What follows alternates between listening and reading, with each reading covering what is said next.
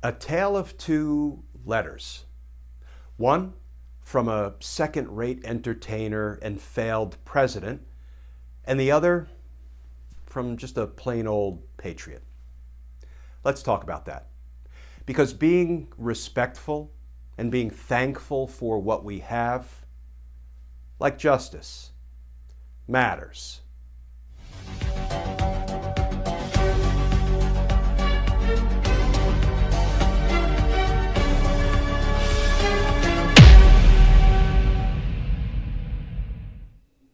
Hey all, Glenn Kirshner here.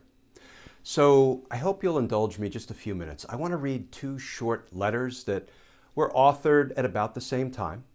The first from Donald Trump, and the second by a plain old everyday patriot. Here's the first letter. It's dated today, February 4th, 2021, and it is sent to Ms. Carteris, who is the president of the Screen Actors Guild Union. And here's how it reads. I write today regarding the so-called disciplinary committee hearing aimed at revoking my union membership. Who cares? While I'm not familiar with your work, I'm very proud of my work on movies such as Home Alone 2, Zoolander, and Wall Street Money Never Sleeps, and television shows including The Fresh Prince of Bel-Air, Saturday Night Live, and of course, one of the most successful television shows in history, The Apprentice, to name just a few. I've also greatly helped the cable news television business, said to be a dying platform with not much time left until I got involved in politics, and created thousands of jobs at networks such as MSDNC and fake news CNN, among many others. Which brings me to your blatant attempt at free media attention to distract from your dismal record as a union. Your organization has done little for its members and nothing for me, besides collecting dues and promoting dangerous un-American policies and ideas, as evident by your massive unemployment rates and lawsuits from celebrated actors who even recorded a video asking, why isn't the union fighting for me?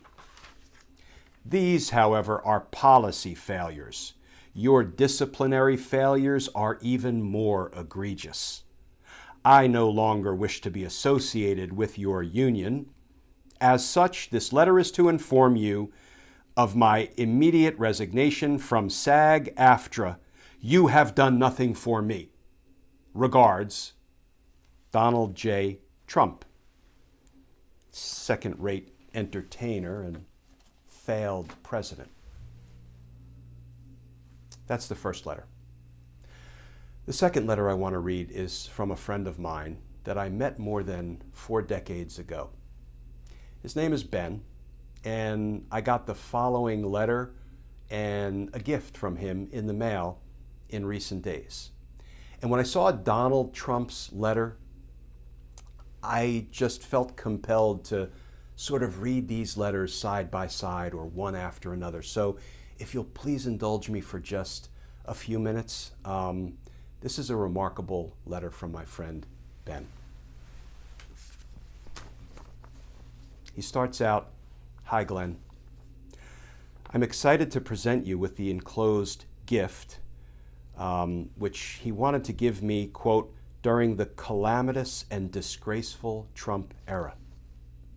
Thankfully, Trump's time in office has ended, but the stench of his and his co-conspirators' lawlessness and crimes remain.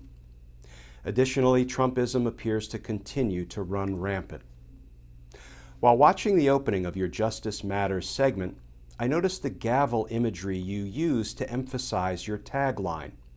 The light bulb went off and I went to my workshop to search for the wood to make you a gavel and a sounding block. I do believe it's an appropriate gift because it transcends the moment, it promotes order over chaos, and it emphasizes the rule of law. The gavel and sounding block I made are not perfect, but I had lots of fun making them, and they are sturdy and loud when used.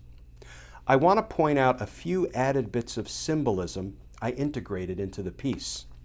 First, you will notice it's made from 3 different types of hardwood: a maple handle, a cherry head, and a walnut sounding block.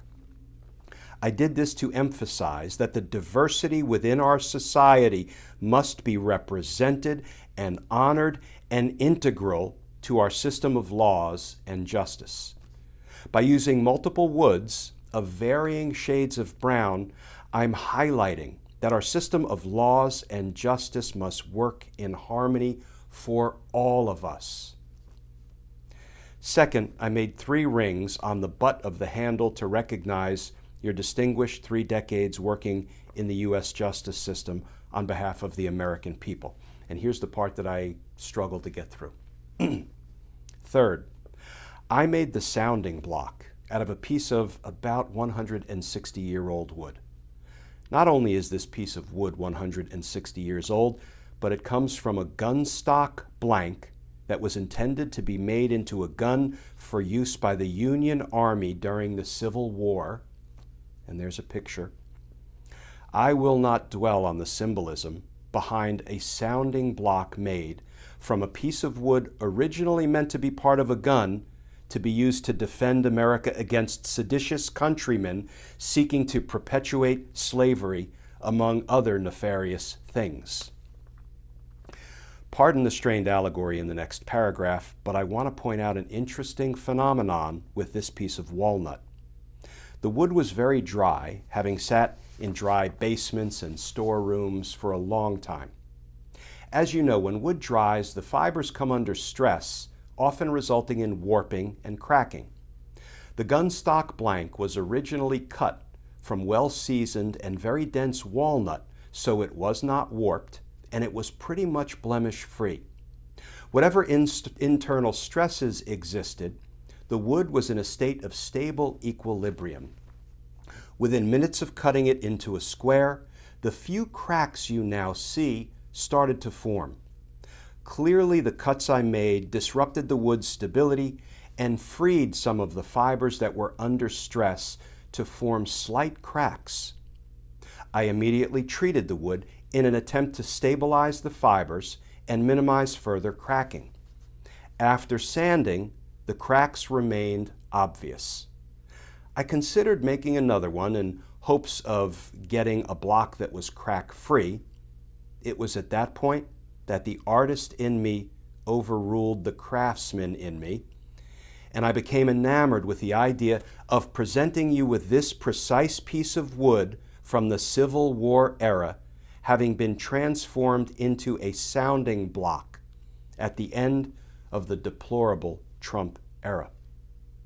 Of course, our, quote, tools of justice will show signs of breaking due to the stresses of the past 4 years. Despite the cracks, which have now been stabilized, the sounding block is as solid and functional as it possibly could be. Even still, I did span one of the cracks with a brass plaque with the phrase, "Justice Matters," etched into it to secure it even more, lest we let our guard down and cracks begin to form.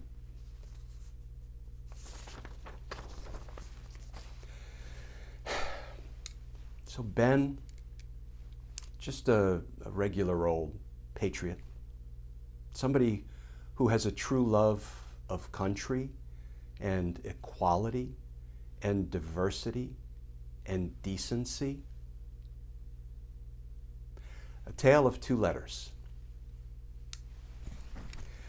So can I just say thank you to my friend Ben for that incredibly meaningful gift and for the sentiments expressed in your letter. And thank you to all of you for letting me share with you a personal note from a friend. Have a good night, all.